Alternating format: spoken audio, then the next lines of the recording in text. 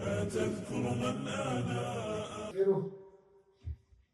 ونعوذ بالله من شرور أنفسنا ومن سيئات أعمالنا إنه من يهده الله فلا مضل له ومن يضلله فلا هادي له أشهد أن لا إله إلا الله وحده لا شريك له وأشهد أن محمدًا عبد الله ورسوله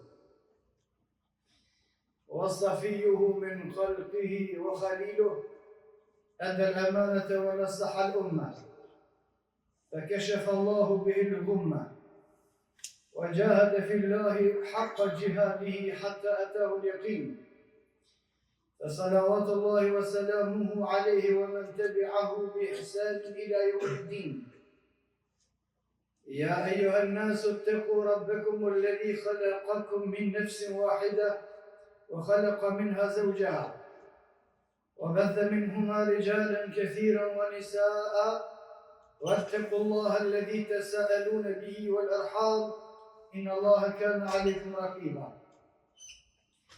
يا أيها الذين آمنوا اتقوا الله وقولوا قولا سديدا يصلح لكم أعمالكم ويغفر لكم ذنوبكم ومن يطع الله ورسوله فقد فاز فوزا عظيما أما بعد فإن أصدق الحديث كتاب الله وخير الهدي هدي محمد صلى الله عليه وسلم وشر الأمور محدثاتها وكل محدثة بدعة وكل بدعة ضلالة تندرشم بسمتار فلندريمي تكن الله سبحانه وتعالى مشير الله شو بفغمير تون محمد صلى الله عليه وسلم بشوف تتيذا بتجد مسلمانا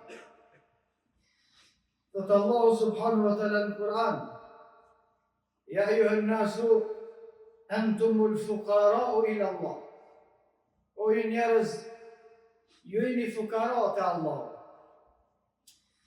والله هو الغني الحميد الله është I pasur ai është I falendëruar إن يشاء يذهبكم ويأتي بخلق جديد po të dëshiron Allah subhanahu wa taala ju hiq juve nga sipërfaqja e tokës njerëzve dhe I bën disa krijesa tjera në juve, në neve. وما ذلك على الله بعزيز. Dhe kjo për Allah subhanahu wa taala nuk është e vështirë, është e lehtë. ولا تزر وازرة وزر أخرى. Kërkush nuk e bart fajin e kërkujt. Secili në Islam I ka vetëm përgjegjësitë e veta, jo përgjegjësitë e huaja, si ban kërkush. وإن تدعو مثقلة إلى حملها لا يحمل منه شيء. Edhe me I thon dikujt në ditën e Kiametit me t'nimua, me t'i marrë do gjunoa, ose me t'a dhënë sevap, nuk t'nimon kërkush. ولو كان ذا قربى. Nuk të ndihmon edhe më I afërmi që e ke pas në familje në ditën e Kiametit. إنما تنذر الذين يخشون ربهم بالغيب. Me këto fjalë Allah subhanahu wa taala u tërheq vërejtjen robëve të cilët I kanë frikë Allah subhanahu wa taala o qamu s-salat dhe që e falin namazin. ومن تزكى فإنما يتزكى لنفسه. Kushdo që falet për vete e ka. Kushdo që bën mirë pastrohet e ruhet për gjunave, ka me pështuar për vete. Wa ila Allahi al-masir. Por dine se të gjithë keni më kthyer te Allahu subhanahu wa ta'ala. Të ajete Allahu subhanahu wa ta'ala I thret njerëzimin, ja ayyuhan nas, o ju njerëz. Antumul fuqara, kret ju jeni fuqara ila Allah te Allah. Njerëzit në mes vete dallojnë. Disa I kemi dalluar thot Allah subhanahu wa taala nga disa të tjerë në rizq. I kemi dalluar disa nga disa të tjerë, I ka furnizuar Allah disa janë më të pasur se disa të tjerë. Por kjo është vetëm në raport me njerëzit. Kurse në raport me Allah, të gjithë ne jemi fukara. Fukara, fakir, gjuhë në arabe, është fjalë për një person i cili nuk posedon kur gjë. Nëse gjuha arabe është gjuha më e gjanë në botë dhe që e jep kuptimin në real të gjitha çështjeve. Në gjuhën arabe ka diçka që quhet miskin. Komentatorët e Kuranit kanë thënë është fukara, miskin, ka diçka nga pasuria, por pasuria e tij nuk është e mjaftueshme për me imbulua shpenzimet familjare. Kjo fukara. Por në gjuhën arabe i thënë miskin, kurse fakir, bash fukara është ai që s'ka kur gjë hiç. Mbështetje të kësaj emë sefinetu, sa i përket anijes që e ka shpërthye Khidri, thotë Allahu subhanahu wa taala o kanë disa miskinëve. Ata kanë pas diçka, po s'kan pas mjaftueshëm. Fukara është ai i cili s'ka kur gjë hiç. Antumul fuqara ila Allah. Thotë Allahu subhanahu wa taala, ju çështoj te Allah, se s'keni kur gjë hiç. Në raport me njëri tjetrin, dikush ka më shumë se dikush tjetër. Por në raport me Allah subhanahu wa taala, ne të gjithë jemi fukara. Nga se të gjitha që i posedujmë na i ka dhënë Allah subhanahu wa taala dhe po dënë Allah subhanahu wa taala na i merr sot.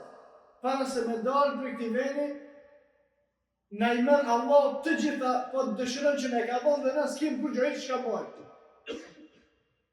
Ditën e Kiametit të pejgamberit sallallahu alaihi wasallam keni më ngjall hufatën, uratën, ghurala, dath, desh. S'kur gjë. Edhe kur shkojmë në varë, shifni se shkojmë pak kur gjë hiç. Antumul fuqara. Ne të gjithë jemi të varfër ila Allah. Kur gjë s'kem para Allahut, veç çka na jep Allahu subhanahu wa taala. Por të njeriu nuk duhet me pas me një madhësi, asaj që ka pasuri, asaj që ka dituri, asaj që ka bukuri, asaj që ka trimni, as kushdo që posedon diçka prej të mirave, nuk duhet me bë me një madh. Antumul fuqara ila Allah, se krejt jemi të varfër para Allah subhanahu wa taala. Wallahu huwa al-ghaniyul hamid. Allah subhanahu wa taala është i pasur edhe s'ka nevojë për kërkon hiç. Hamid është i falendëruar, pa falendëruar kërkush hiç për krijesave të tij. Është i pasur pa kur në farë nevoje për kërkon. Allahu Samad. Në namazet e tona e lexojmë rregullisht surën Al-Ikhlas, Kul huwa Allahu ahad, thuaj Allah është i vetëm, Allahu Samad, bashkë për kërkon nuk ka nevojë Allahu subhanahu wa taala. Të gjithë ne edhe tash kemi nevojë për Allahun, por nevoja më e madhe por neve ka më konë ditën e Kiametit për më në e falë, Allah subhanahu wa taala gabimet e tona. In yasha yudhibukum wa yati bi khalqin jadid wa ma dhalika ala Allah bi aziz.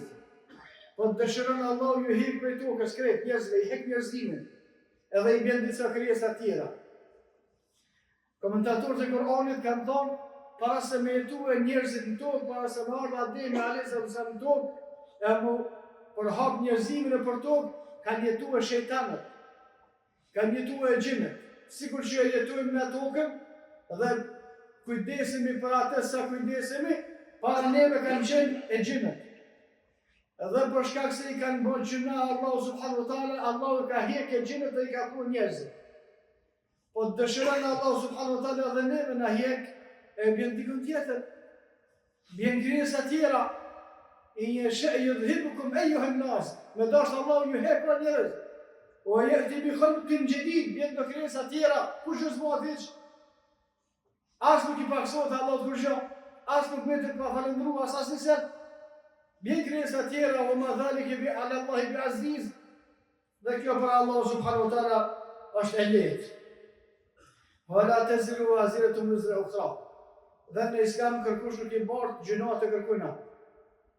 As nuk i merr sevapët të kërkujnë. Kërkush nuk i merr gjuna të kërkujna, as nuk dënohet kërkush për gjuna të tjerëve, por kërkush nuk i merr as sevapët të tjerëve. Nëse shpesher njerëzimit kur ju konvenon, thënë ja, gjuna duke merë. Se rapët, a i ka dek pa thonë shahadetin, kur hande më mledh në me thonë shahadet për to. Kjo me? Kërkush nëse nuk ke punuar për vete, nuk ndihmon kërkush në ditën e kiametit të Allah. Edhe nëse nuk e bo gjuna për vete, kërkush nuk mundet me të ngarkuar me gjunat e tij në ditën e kiametit. As në shariatin e Allah subhanahu wa ta'ala. Wala taziru wazinatu wizra ukhra, kërkuna Allah nuk ja qep gjunat me ngarkuar dikon që si ka bo me gjunat e tjetrit. Por as sevapet e tjetrit së i merr kërkush. Veç si pasaj asaj që e ka vepru. Dhe në ditën e kiametit të Allah, edhe me thirr dikon me të ndihmue, nuk vjen me të ndihmue. Walau kana dha qurba, edhe më kon familjari afër. Ibn Kathirin tefsirin e tij me zinxhir ka përmend një ngjarje që ka menduar ditën e kiametit. Një njeri ka me pas nevojë për një shpërbim, për një sevap, veç me shpëtu me një xhenet. Thot, ka më shkuar tani ku i shije veti, me lyp, se thot ku i shije këm pas, në dynja se are këm pas nevojë të shka këm gjithë zgjidhjet e aj. Kur shkon ai së një ofran zgjidhje.